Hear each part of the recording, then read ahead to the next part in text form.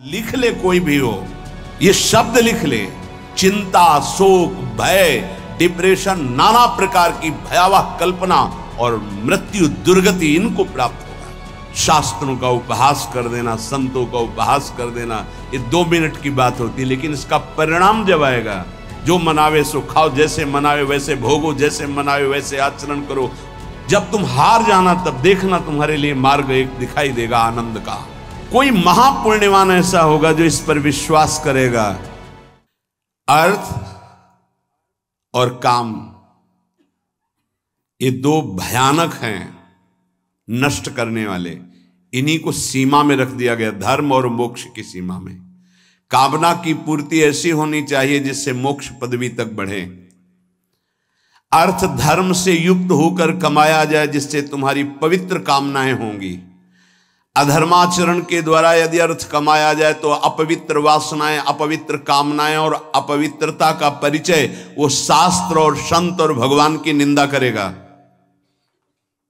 विद्वान माना जाएगा, धनी माना जाएगा, जगत सम्माननीय माना जाएगा, लेकिन वो अपवित्र अंतःकरण का, शास्त्र वैदिक सिद्धांतों की और ब्रह्म ऋषियों की, महात्माओं की अवहेलना करेगा, उपहास करेगा, पाखंड बताएगा।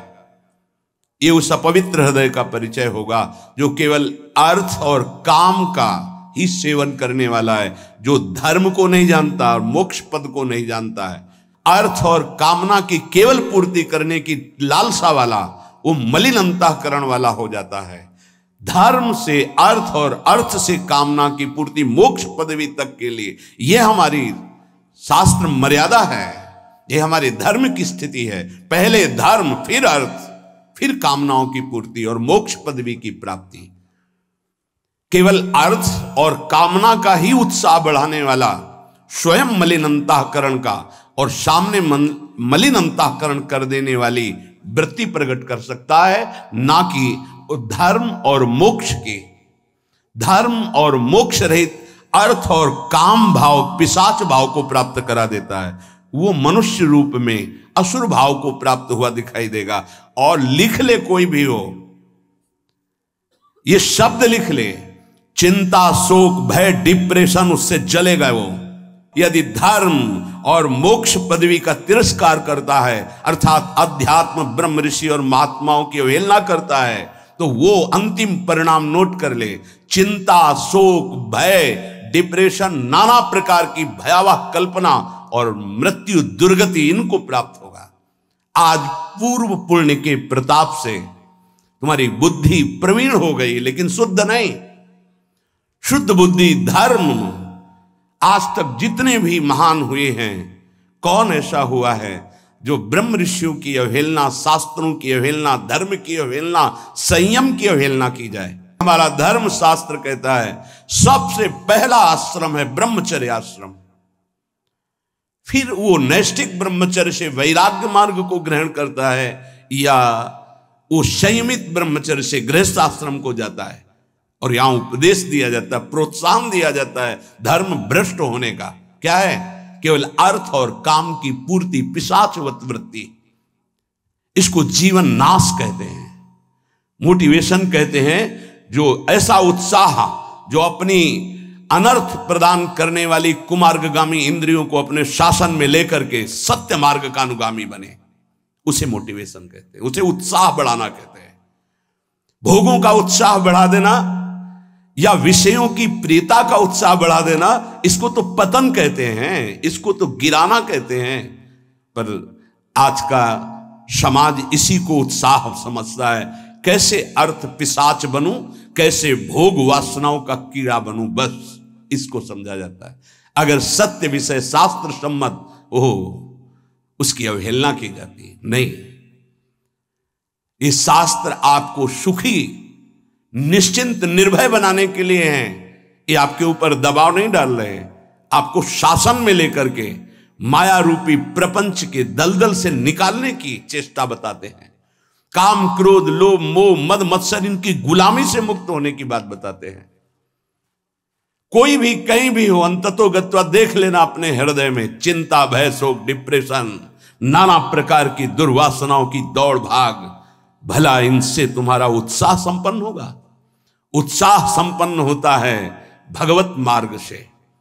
अपने कर्तव्य, चाहे विद्यार्थी हो, चाहे कृषक किसानी करते हो, व्यापारी हो, कोई भी उद्योग करते हो, अगर आप भगवान का नाम जप करते हैं और धर्म शास्त्र के अनुसार कर्तव्य का पालन करते हैं तो आप यहां भी सुखी रहेंगे और आपका अंतिम परिणाम भी मंगलमय होगा। शास्त्रों का उपहास कर देना, संतों का उपहास कर देना, ये 2 मिनट की बात होती है, लेकिन इसका परिणाम जब आएगा तो पूरे के जन्म व्यतीत हो जाते हैं। आज बुद्धि प्रवीण हुई है, पवित्र नहीं। जब बुद्धि पवित्र होगी तब आप जान पाओगे शास्त्र क्या है। ऐसे ही जो मनावे सो खाओ, जैसे मनावे वैसे भोगो, जैसे मनावे वैसे आचरण करो और आप शास्त्रों का ज्ञान जान जाएंगे। ये शास्त्र अध्यात्म का वो परम आनंद छुपाए हुए बैठे हैं, जो गुरु कृपा से चाबी मिलती है और खुलती है तो परमानंद में डूब जाता है। उसी आनंद की प्राप्ति के लिए आप विषयों में भी जो लगे हुए हैं, खोज कर रहे हैं, वो इसी आनंद की खोज करें। वो विषयों में नहीं है, वो परमात्मा तत्व में है। आज मान लो या अंतिम समय घुटने टेक देना, देख लेना, जब तुम हार जाना तब देखना तुम्हारे लिए मार्ग एक दिखाई देगा आनंद का। वो है भगवान की शरणागति, वो है अध्यात्म, वो है शास्त्र सम्मत मार्ग। पुमर्थाश्चत्वारो दिशि विधयांजलि पुटम। यदि आप भगवत आराधना करते हैं तो आपकी अंजुलि में 4 पुरुषार्थ रखे हुए, हाथ में धर्म, अर्थ, काम, मोक्ष।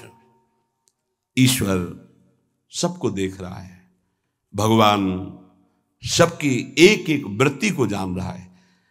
ये कर्म क्षेत्र जो बोओगे वही काटोगे। जब आप धर्म से चलते हो, कष्ट सहकर धर्म का पालन किया जाता है, सुखपूर्वक धर्म का पालन नहीं होता। सुखपूर्वक जो मन कहे वही कहो, वो धर्म नहीं है। जो शास्त्र कहे उसके अनुसार मन को चलाओ और मन की जलन को सहो, उसे धर्म कहते हैं। जो शास्त्र विधान का पालन करता है उसे धर्मात्मा कहा जाता है। जो शास्त्र निषेध को करता है वो अधर्मी होता है, पापाचारी होता है। जो धर्म का पालन करते हैं, शास्त्र आज्ञा में चलते हैं, भगवत आज्ञा का पालन करते हैं, भजन करते हैं, उनके हाथ में 4 पुरुषार्थ रहते, धर्म, अर्थ, काम, मोक्ष। स्थिताः सेवोत्सुक्यात् भजति च विभूतिर्भगवतः। समस्त भगवान की विभूतियां हाथ जोड़कर चारों ओर उसकी प्रतीक्षा करते हैं, आज्ञा की। किसकी? जो अमर्यादा राधा चरण परिचर्या रस महा, जो वेदातीत रस श्री राधा किशोरी के चरणारविंद की सेवा में लगा है, 4 पुरुषार्थ उसकी अंजलि में हैं। और स्थिता सेवोत्सुक्यात् भजति च विभूतिर्भगवतः। भगवान की विभूतियां उसकी सेवा के लिए उत्साहित होकर हाथ जोड़े खड़ी रहती हैं। वास्तविक ईमानदारी से जो भक्ति में अपने चित्त को डुबो रहा है, शास्त्र मर्यादा के अनुसार आचरण कर रहा है, उसके लिए कुछ दुर्लभ नहीं। अमंदानंदाब्धि प्लुत मधुर वृंदावन बने, सदा राधा कृष्णो स्मृति रति सारेन सुकृति। धन्य है वो जो महा आनंद प्रदान करने वाले श्यामा श्याम की स्मृति में डूबे हुए समस्त आचरण करते हैं शास्त्र सम्मत। क्या चला जाएगा? चाहे व्यापार में हो, नौकरी में हो, पढ़ाई में हो, किसी कार्य में हो, एकाग्रता पूर्वक हम अपना कार्य भगवान की पूजा मान के कर रहे हैं।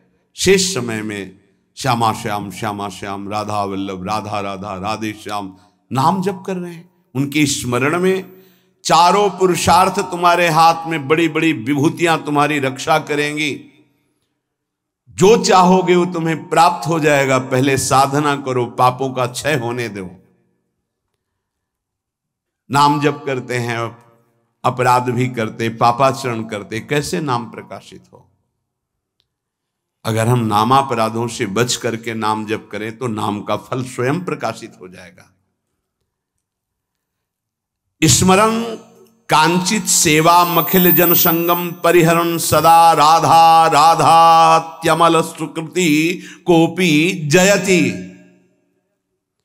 वो इस माया पर विजय प्राप्त कर लेगा। स्मरण कांचित सेवा, दो बात कही, स्मरण और सेवा। विरक्त निवृत्ति परक भागवतिक सेवा में हर समय, गृहस्थ प्रवृत्ति परक अपने धर्माचरण की सेवा। जो जहां तैनात है, जिस पदवी पे, जिस सेवा पे, ईमानदारी से अधर्म का त्याग करते हुए वो सेवा करता है, वो पूजा है। स्मरण, पर साथ में स्मरण प्रभु का होना चाहिए। जैसे अर्जुन जी को युद्ध के लिए आदेश करते हैं, माम स्मर युद्ध च, मेरा स्मरण और युद्ध। यहां कहते हैं स्मरण कांचित सेवा, दो बात कही। यदि ये दो बातें जीवन में हैं तो उपासना का बहुत ऊंचा पद आपको प्राप्त हो जाएगा। जैसे दो पंखों से पक्षी ऊंचाई पर चढ़ता है, ऐसे सेवा और सुमिरन ये दो पंखे साधक के हैं, जिनसे वो अध्यात्म की ऊंचाई ग्रहण करता है। जनसंगम परिहरन, बहुत वार्ता करने वाले, बहुत विषयी पुरुष, संसारिकता का सत्य भाव रखने वालों का संग त्याग देना चाहिए। जनसंगम परिहरन, अगर जनता जो भगवत विमुख आचरण करने वाली, उनके संग का त्याग कर दिया जाए, स्मरण और सेवा अपना जीवन बना लिया जाए, और सदा राधा राधा त्यमलम, अमलम, ये निर्विकार कर देगा आपको। राधा राधा राधा, सुकृति कोपी, कोई महापुण्यवान ऐसा होगा जो इस पर विश्वास करेगा। पराविद्या राधा राधा, हरि के हृदय का प्रेम मूर्तिमान जब स्वरूप धारण किया, तब राधा किशोरी, राधा किशोरी अद्वितीय प्रेम रस है।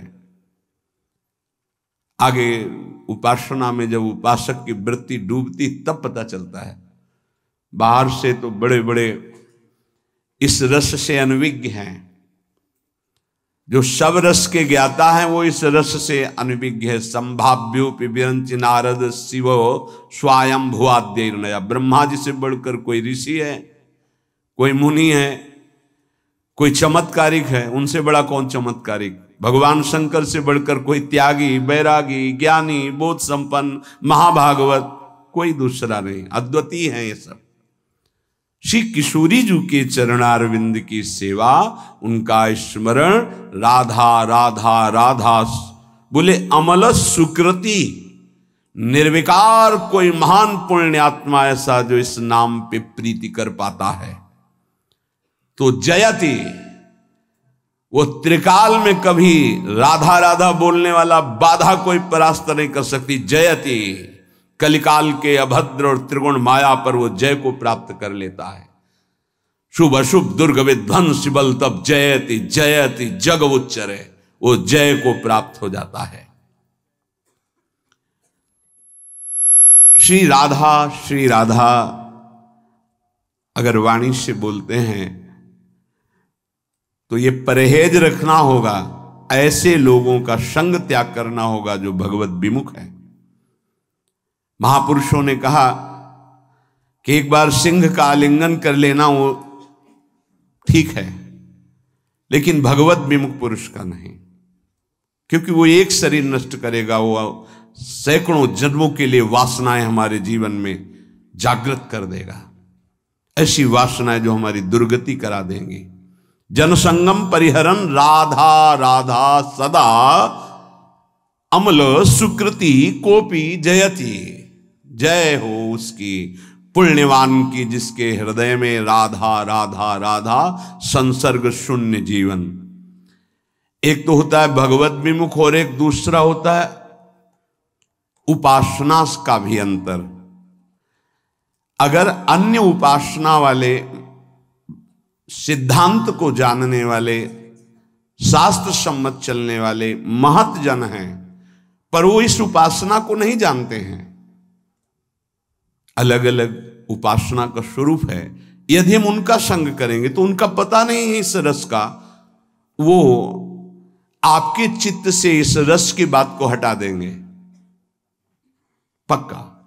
इसीलिए ध्रुवदास जी ने कहा है कि अगर हमें संग करना है तो ये जरूर होना चाहिए, इष्ट मिले और मन मिले, मिले भजन रस रीति, तहा निशंक है मिलिए, तासों कीजे प्रीति। नहीं तो शंका है, आप भ्रष्ट हो सकते हैं, अपनी उपासना से गिर सकते हैं। इष्ट मिलना चाहिए, रसरीति उपासना पद्धति मिलनी चाहिए, और फिर मन मिलना चाहिए। हमारे भगवान के अनंत अवतार है, अनंत रूप है, अनंत लीलाएं हैं, तो मार्ग भी अनंत की प्राप्ति के अनंत है, सब सही है। पर हमको जो कृपा से मिला है, अब हम इस मार्ग की पुष्टता के लिए इष्ट मिले और मन मिले, मिले भजन रस रीति। जहां तहां अन्न खात सखी कहत आप गात, सकल दिवस द्वंद जात रात सर्व सोवई। रात भर विषय विलासिता या सोने में गई, दिन में नाना प्रकार की भोग सामग्री संग्रह में चला गया, और जहां मनाया वहां भोजन पाया, जिससे मनाया उससे मिल रहे हैं, बात कर रहे हैं, बोले जीवन बर्बाद कर रहे हैं। अगर हमें जीवन सार्थक करना है तो हमें इष्ट प्रियता रखनी होगी। हमें श्री जी का प्रसाद पाना होगा, श्री जी के प्रसादी वस्त्र धारण करने होंगे। अर्पित मात्र करने से हमारी भावना पावन होने लगेगी। खान पान तो कीजिए रसिक मंडली माए, जिनके और उपासना तहां उचित द्रोणाए। रसिक मंडली में या तन को नीके ढंग लगाओ, दंपति यश गाओ, हर्षाओ हितसो रिज रिझाओ। हमारे भगवान निराकार भी हैं, साकार भी हैं, सगुण साकार निर्गुण निराकार सब कुछ है। सब उपासक हमारे भगवान के निराकार के भी हैं, साकार के भी हैं, सबको प्रणाम है। लेकिन हम जिस उपासना में चल रहे, अपने उपास्य देव की उपासना सिद्धि के लिए अपने उपास्य देव के ही सत्संगियों का संग करें, नहीं तो उसमें बाधा पड़ जाएगी, आपकी उपासना मिश्रित हो जाएगी, व्यभिचार दोष उत्पन्न हो जाएगा उपासना में। अव्यभिचारणी भक्ति जो प्रेम लक्षणा, वो आपके अंदर जागृत नहीं होगी। इसलिए उपासक सावधान रहे। प्रसंग चल रहा है, हमारे भगवान प्रकृति को अधीन करके अपने जनों को सुख देने के लिए अवतार धारण करते हैं। कल चर्चा हुई थी, इतना सुंदर रूप प्रभु का है, जो देखे सो इनका हो जाए। कल चर्चा हुई थी, मथुरावासिनी सखियों ने जब प्रभु के सौंदर्य रूप लावण्य को देखा तो उनको गोपियों का भजन सर्वश्रेष्ठ लगा।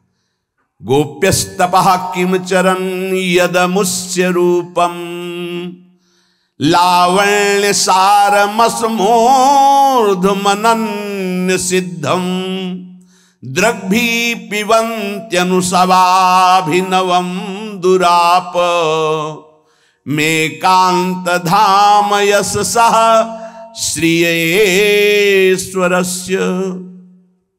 धन्य है ब्रज की गोपियां, पता नहीं कौन सा साधन तप किया, जो अपने नेत्रों के दोनों से सदा इनकी रूप माधुरी का पान करती रही।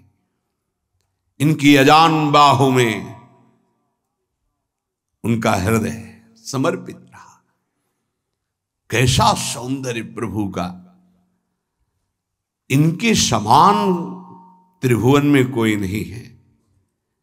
सखी, ये कोई सजाने संवारने या गहने कपड़े आभूषणों से नहीं है, ये तो स्वयं सिद्ध रूप है इनका। देखते देखते तृप्ति नहीं होती, ये नित्य नवीन परमानंद की बाढ़ ला रहा है हृदय में रूप। निरीक्षता उत्तम पुरुषौ जना, मंच स्थिता नागर राष्ट्र का नृप, प्रहर्ष वेगोत्कलिते क्षणाननाः, पपूर्ण तृप्ता नयनैस्तदाननम्, पिबन्त इव चक्षुर्भ्यां लिहन्त इव जिह्वया, जिघ्रन्त इव नासाभ्याम श्लिष्यन्त इव बाहुभिः। जिस समय प्रभु रंगमंच पर पहुंचे, कंस के। तो जितने वहां बैठे हुए थे राष्ट्र के जन समुदाय, सब प्रभु श्री कृष्णचंद्र जी बलराम जी को देखकर अखंड प्रसन्नता को प्राप्त हो रही है। ब्रह्म साक्षात्कार के बाद ही प्राप्त होती है ब्रह्मभूता प्रसन्नात्मा। जितने बैठे थे सब भगवत प्रसन्नता को प्राप्त हो रहे। सबके नेत्रों से अश्रु प्रवाह आने लगा, मुख कमल खिल गया, सबका उत्कंठा से गला अवरुद्ध हो रहा है, सबके रोमांच हो रहे हैं। क्यों? क्योंकि नेत्रों के द्वारा श्री कृष्ण की मुख माधुरी का पान कर रहे हैं।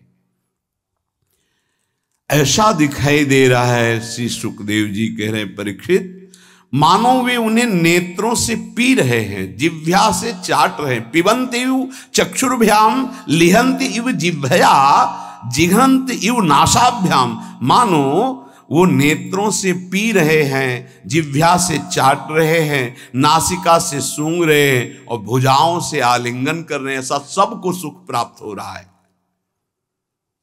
जब जब भगवान अवतार धारण करते हैं वो सच्चिदानंद बपू होता है। भगवान श्री रामचंद्र जी के सौंदर्य को देखकर विदेह राजा जनक विशेष विदेह हो गए। मूरति मधुर मनोहर देखी, भयउ विदेहु विदेहु विसेखी। आहा, ब्रह्मानंद में देहातीत अवस्था को प्राप्त जनक जी महाराज आज विशेष विदेह हो रहे हैं। मूरति मधुर मनोहर देखी, भयउ विदेहु विदेहु विसेखी। सहज विराग रूप मनु मोरा, थकित होत जिमी चंद चकोरा। मेरा मन सहज वैराग्य में है। सहज वैरागी आज राम रूप को देखकर जैसे चंद्रमा को देखकर चकोर थकित होता है, ऐसी स्थिति हो रही महाराज जनक की। ये रूप प्रभु का, ये तो परम ज्ञान शिरोमणि है जिनको बिल्कुल ज्ञान नहीं। वन में रहने वाले कोलभील जब भगवान श्री राम को देखा, ऐसा रूप क्या पवाऊं, क्या सेवा करूं। दोना में जल भरते, कोई एक फल रख लेता है जंगल का, कोई कंद, कोई मूल, दौड़ दौड़ करके सामने आते हैं प्रभु की तरफ। करही जोहारू भेंट धरी आगे, प्रभु ही बिलो कहीं अति अनुरागे। चित्र लिखे जनु जहां तहां ठाढ़े, पुलक शरीर नयन जल बाढ़े। कोई भक्ति नहीं है, कोई ज्ञान नहीं है। प्रभु के रूप का प्रभाव आते हैं, जोहार करते हैं, चरणों में वंदना करते हैं, जल फल ऐसे रख देते हैं, मानो चित्र से लिखे हुए हो, मानो चित्र में बनाए हुए खड़े हो, ऐसे भगवान की रूप माधुरी का पान कर रहे हैं। चित्र लिखे जनु जहां तहां ठाढ़े, पुलक शरीर नयन जल बार। सबके नेत्रों में आंसू बह रहे, शरीर में पुलकावली हो रही। ये तो भगवत कृपा पात्र हैं जो भगवान से वैर रखते हैं। उनके हृदय में रूप का कैसा प्रभाव पड़ता है। शूर्पणखा जब नाक कान छेदन हो गया, अपने भाइयों के पास गई, खरदूषण के पास, और कहा ऐसी ऐसी परिस्थिति में मुझे ये दंड दिया। उनका नाम राम है। वो बहुत गर्व कर रहे हैं, उनके पास एक सुंदरी स्त्री है, इसी कारण मेरे को नाक कान विहीन कर दिया।